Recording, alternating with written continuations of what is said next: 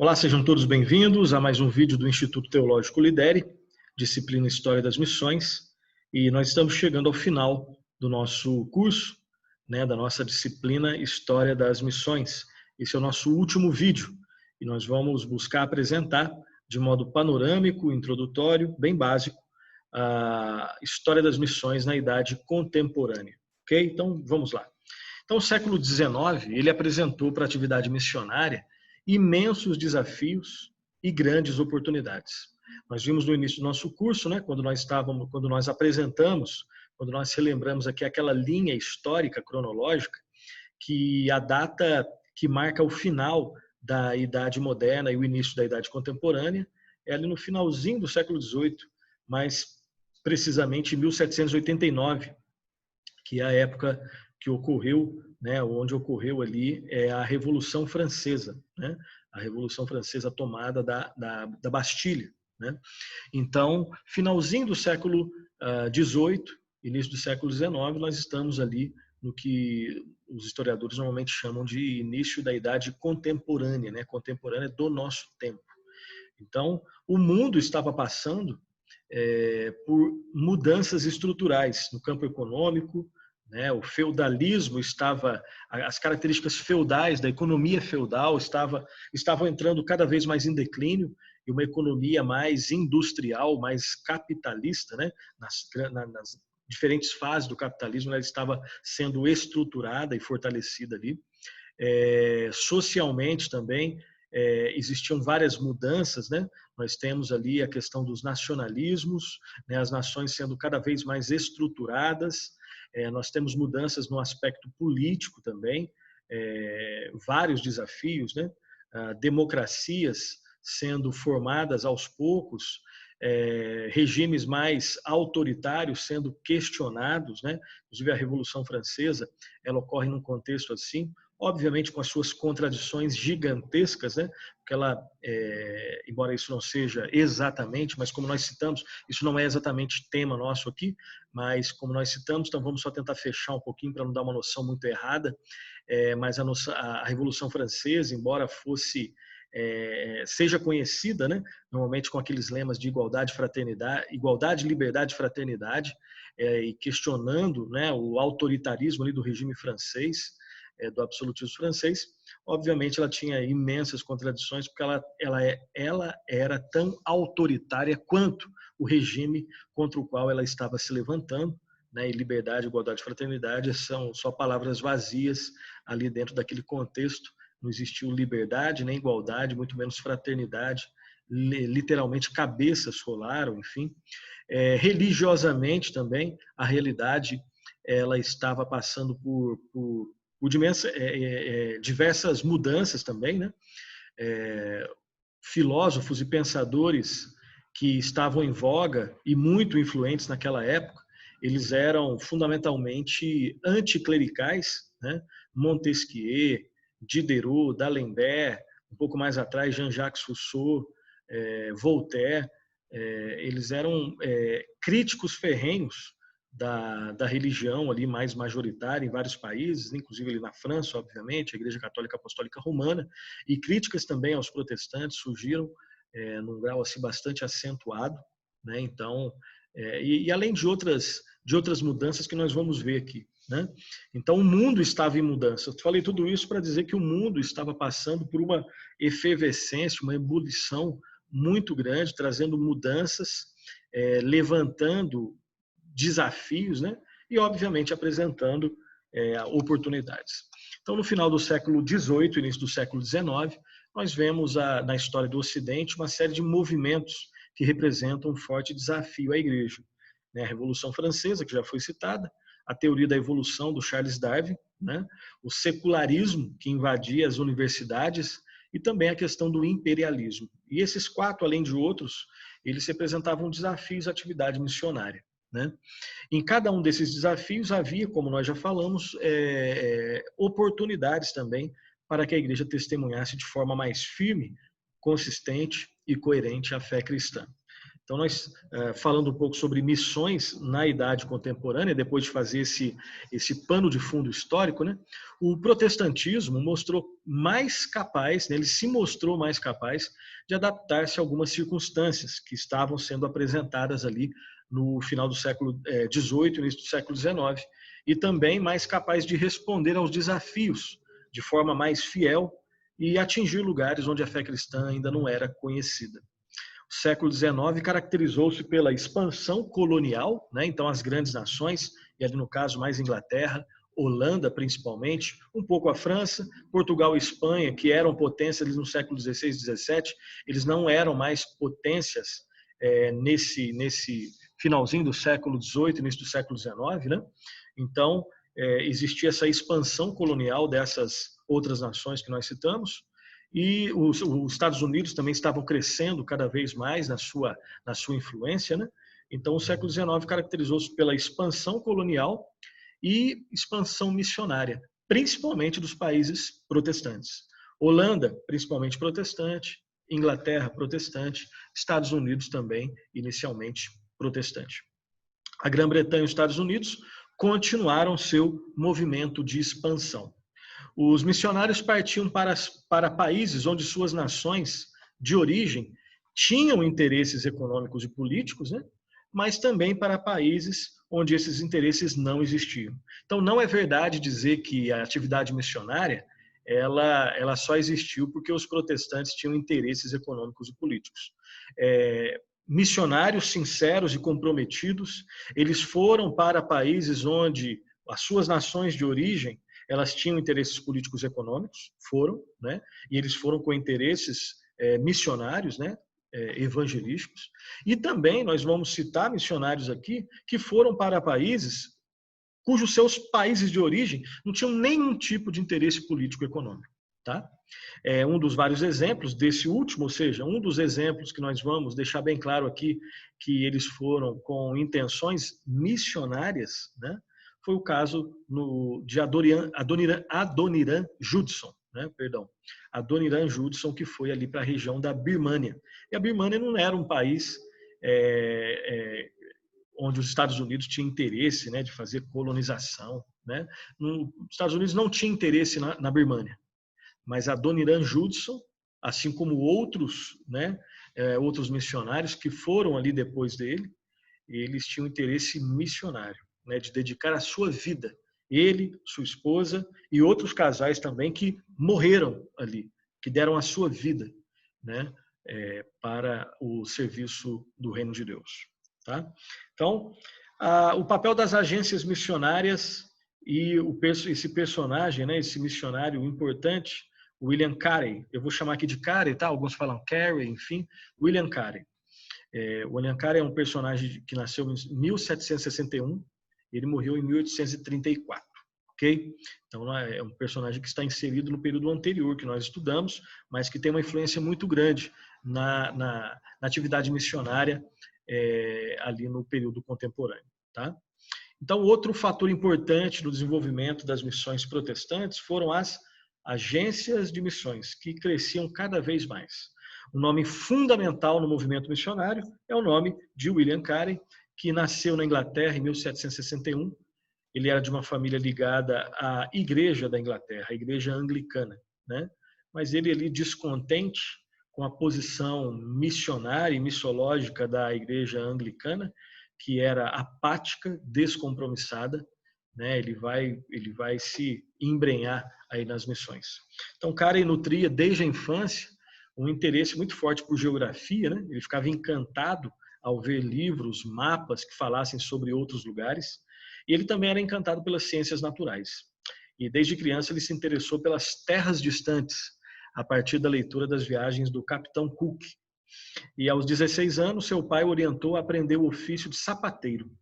E no contato com outro aprendiz mais velho, que também trabalhava ali com sapatos, né, ele começou a descobrir aos poucos as profundidades da fé cristã. E ele depois se tornou batista. Mais tarde ele casou-se e, embora continuasse a trabalhar como sapateiro, ele começou a se dedicar ao ensino e também ao ministério, ali como um batista, né?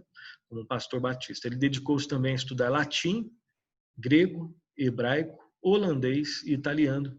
E desde cedo nesses estudos, né, ele mostrou habilidade, uma grande habilidade linguística, habilidade essa que seria muito útil ali no campo missionário.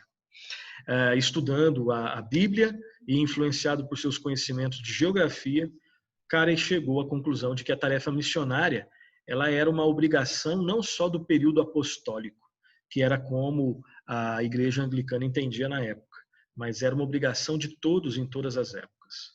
E com essa convicção dele, né, convicto disso, ele escreve uma obra chamada Um Estudo sobre as Obrigações dos Cristãos de Empregar Meios para a Conversão dos Pagãos.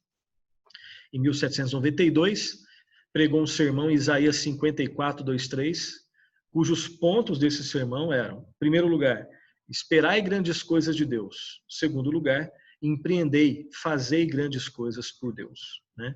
Que é uma frase bem famosa ali no pensamento do William Carey. Apesar das limitações que existiam, né?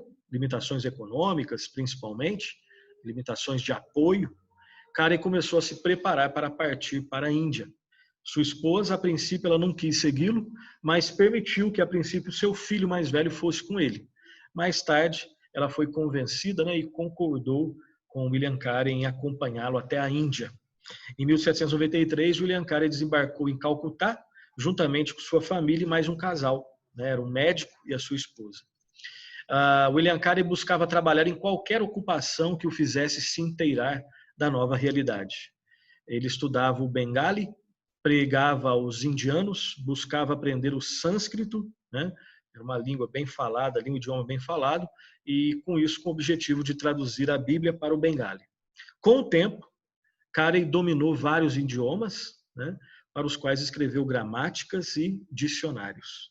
Quando morreu, William Carey havia traduzido a Bíblia, né, ou porções dela, para pelo menos 35 idiomas e dialetos da Índia. Isso aqui é um trabalho que eu não consigo nem imaginar, né? Consigo nem imaginar. Muito, muito abençoado por Deus. A imprensa de Serampore, né, uma região ali muito importante, chegou a produzir literatura cristã em 42 idiomas. O trabalho missionário na Índia era complexo, extremamente complexo. Se você já leu sobre a Índia, você sabe do que nós estamos dizendo, né?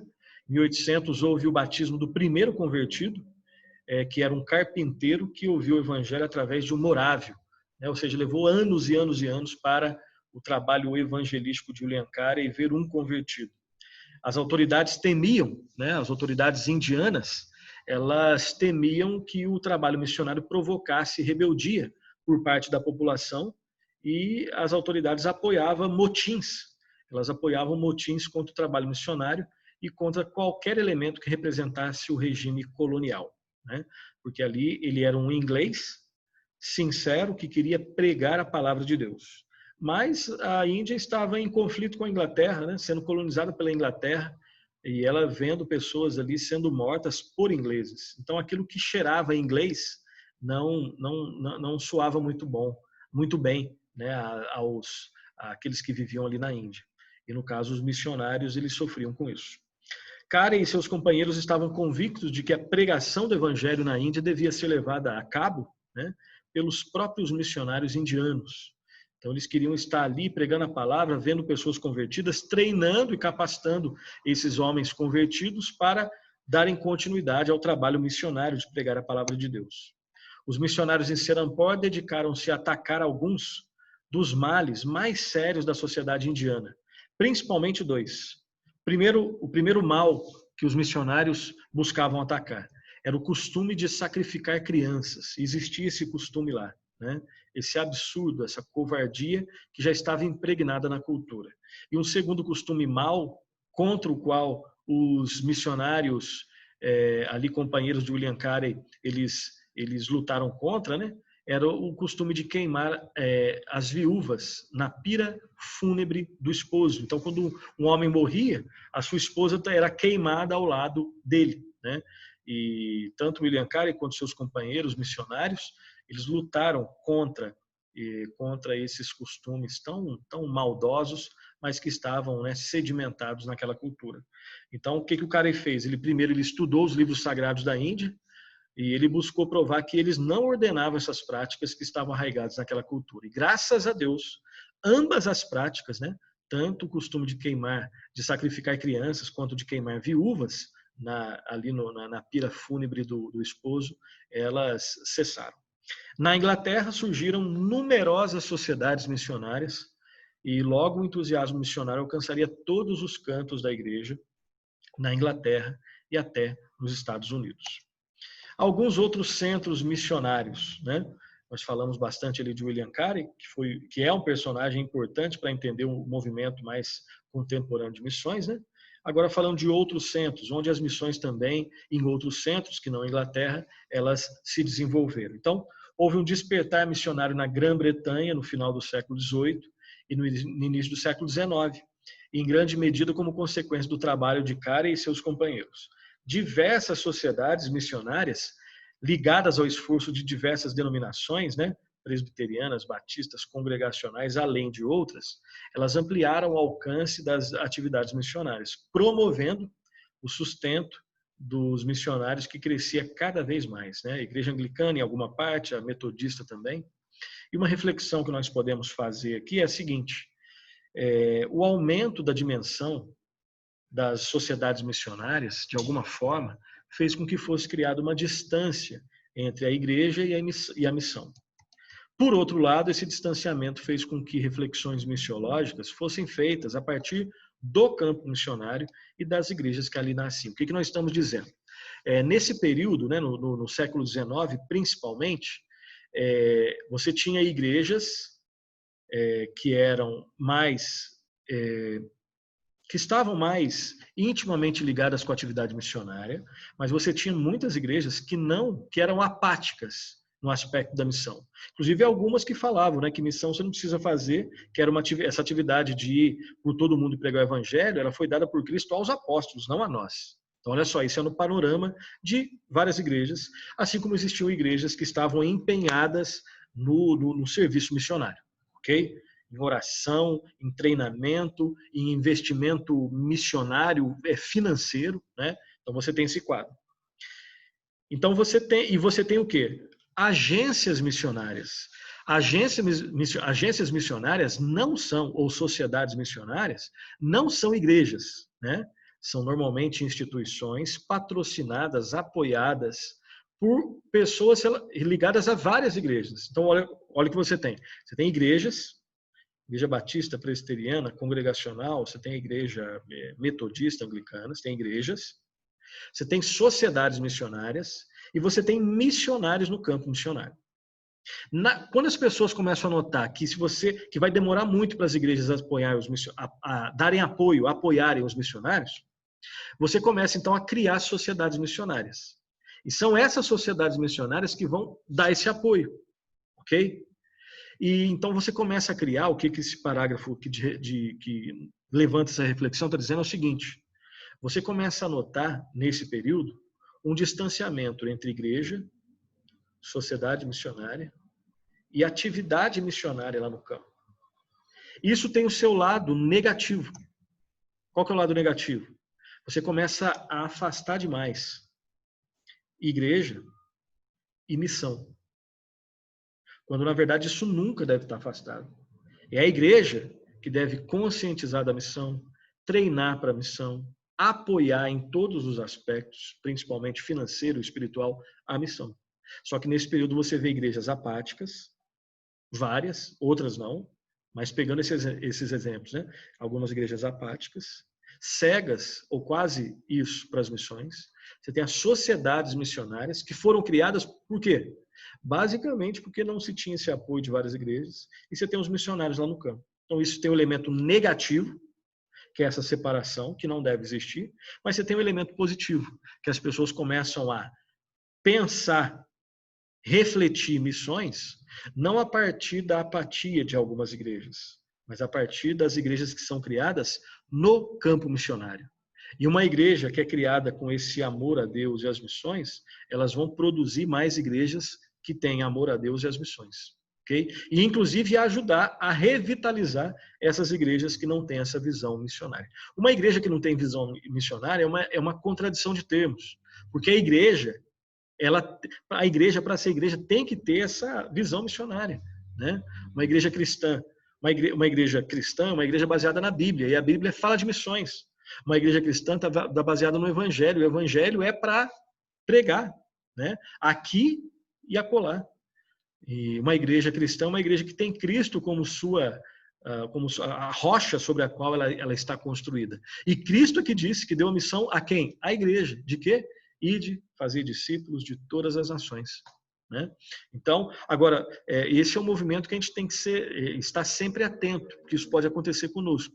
Ok? Fechada essa reflexão, voltemos à história, falando ainda dos centros missionários. Então, durante todo o século XIX, em consequência tanto do seu crescente poderio marítimo e colonial, como a obra de William Carey e de outros missionários, a Grã-Bretanha foi a principal fonte de missões protestantes. Ok?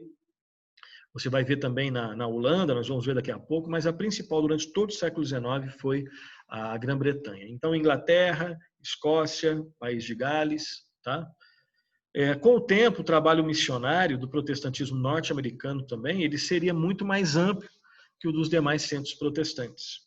Isso se deve principalmente à visão teológica do protestantismo norte-americano, né? Visão teológica do protestantismo norte-americano. Existiam interesses econômicos, interesses políticos, mas principalmente a visão teológica, escriturística do protestantismo norte-americano ali no século XIX. Na Europa, né? Na Europa, os principais centros de missões protestantes do século XIX estavam na Alemanha, na Suíça, na Holanda, na Dinamarca e também na Suécia. A principal sociedade missionária dos Estados Unidos, durante a primeira metade do século XIX, foi o Conselho Americano de Comissários para Missões Estrangeiras, né, que foi criado justamente para apoiar os missionários. Desculpa. Esse conselho cativou o interesse de um grupo de estudantes de um seminário. Desculpa. Cativou o interesse, né, de um grupo de estudantes do Seminário Teológico de Andover, ali nos Estados Unidos. Especialmente essa figura que é importante, vale a pena, se você ainda nunca leu, leia sobre a vida dele, tá? Leia uma biografia sobre Adoniram Judson, né? E ali, no caso, eram vários estudantes, mas principalmente Adoniram Judson e o Samuel Mills. Vale muito a pena conhecer. Existiu uma controvérsia ali no início do século XX, né, 1920 mais ou menos, chamada controvérsia fundamentalista, né?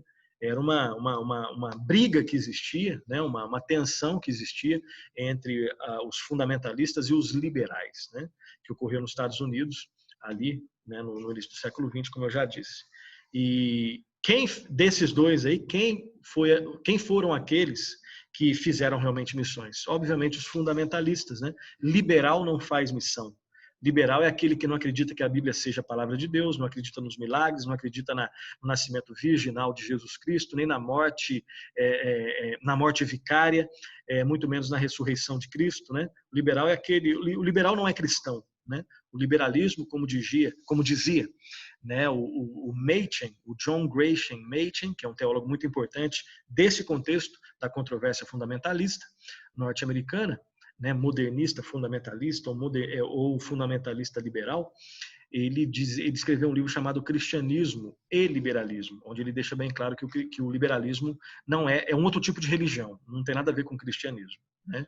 Então, na hora de fazer missão, só faz missão quem acredita em Deus, quem acredita que a palavra de Deus é inspirada, inerrante, autoritativa e suficiente, quem acredita que só Jesus Cristo salva, porque ele é o único salvador, ele venceu a morte, que acredita em milagre. Né? Só faz missão quem tem essas convicções e é chamado por Deus. Então, existiu isso lá nos Estados Unidos, no início do século XX, né? Essa controvérsia fundamentalista, e modernista ou liberal, e os fundamentalistas é que faziam missões. Fundamentalismo é um termo, né, desgastado, né? Normalmente ele tem um termo, ele está envolto a um aspecto pejorativo. Então existem várias maneiras de você falar do fundamentalismo, né? Você tem que ver a qual fundamentalismo você está se referindo.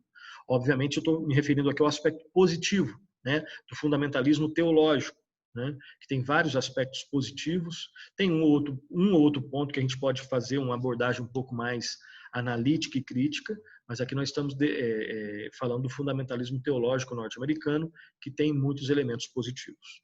Fechando esse parênteses, voltando para a história, o protestantismo se estabeleceu em outras regiões também que viriam a ser centros de atividade missionária, como, por exemplo, Austrália, Nova Zelândia e alguns lugares da África, principalmente a Libéria e Serra Leoa, por um período de tempo. Tá?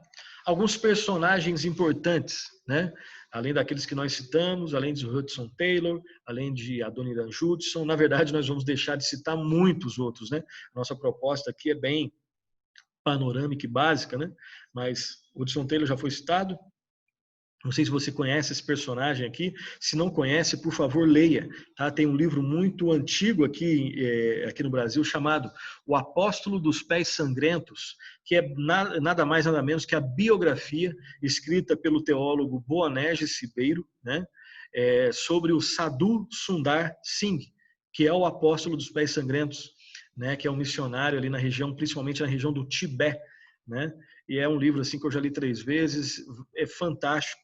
Vale muito a pena você ler. É publicado aqui no Brasil pela CPAD, a Casa Publicadora das Assembleias de Deus, e é um livro barato e vale muito a pena ler. Foi agora lançada uma nova biografia dele, né, pela Shed Publicações.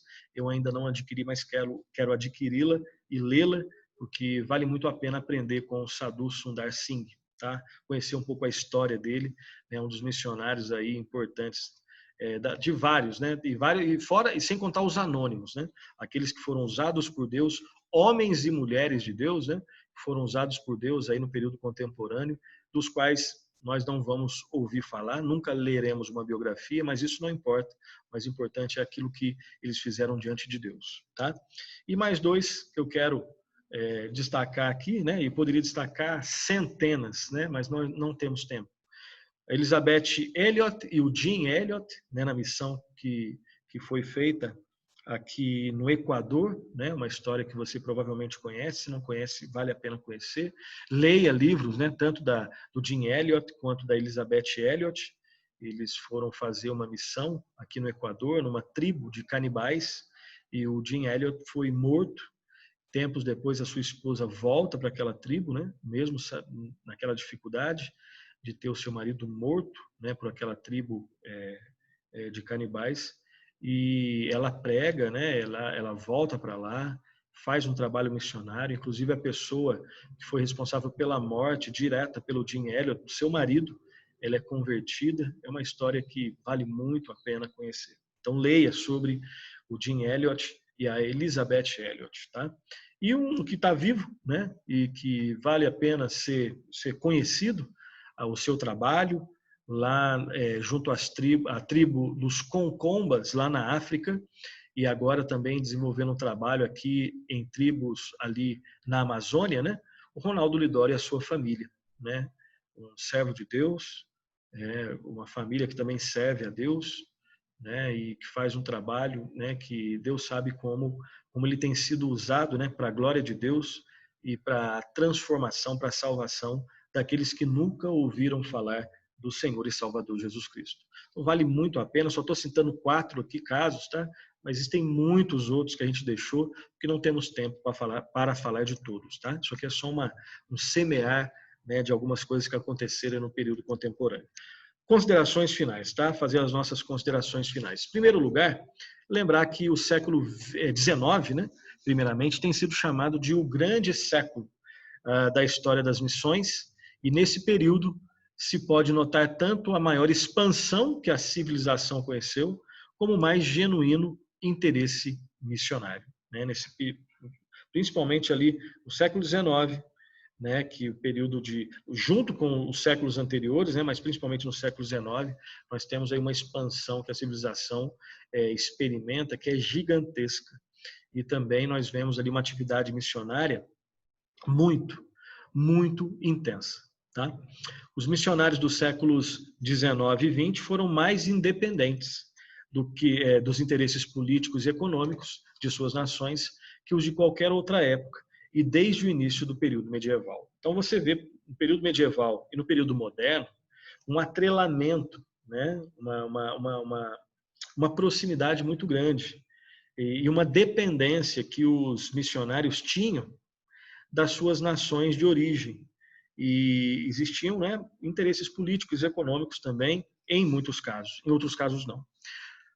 Com o surgimento das sociedades missionárias, né, dos conselhos, né, que geriam essa atividade missionária, você tem um desprendimento maior desse aspecto político e econômico. E aí você vê uma certa independência, né, positivamente falando, dos missionários ali no século XIX e XX. Os cristãos, eles começaram a pensar em termos não de uma igreja ocidental com missões no restante do mundo, mas sim de uma igreja representada em todas as nações da terra e com uma missão em cada uma delas. Então não é uma questão de ocidentalizar o Oriente, ocidentalizar a África, europeizar a América, não. É de criar, né, de pregar o evangelho para que pessoas sendo convertidas criem igrejas em suas próprias nações e que continuam fazendo missões. Então, desse modo, o aspecto universal do cristianismo ficava cada vez mais claro. Então, você tem irmãos lá na África, irmãos na América do Norte, na América Central, na América do Sul, irmãos na Europa Ocidental, na Europa Oriental, no leste europeu, né, nos vários lugares da África, da Oceania, da Ásia, enfim. A maioria dos missionários protestantes do século XIX pertencia à tradição pietista que nós vimos, né, em vídeos anteriores.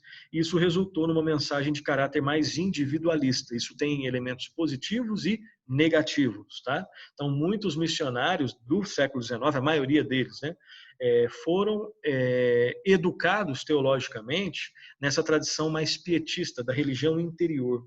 Isso vai ser rompido aos poucos, né?